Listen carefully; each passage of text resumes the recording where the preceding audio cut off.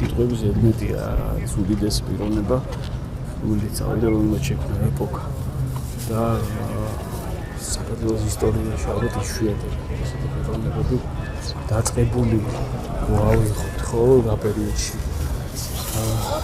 ახსახლებდა პატრიარქად კომუნიზმი და ყველაფერი თითქოს ჩამხდარი და არავის იმედი არ ქონდა და რამხელა ყველაფერზე მეტყველებს ის ქრონოლოგიას რომ გავყვეთ დღემდე პატრიარქის მოღვაწეობის თუ რამხელა პიროვნება იყო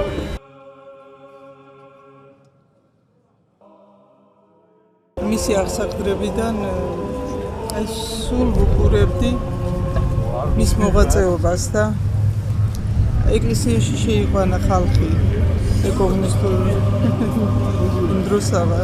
აი ეკლესიაში რო ვერ შევდივით იმდო გეშუნება უნივერსიტეტიდან არ გამოგვაგდოდა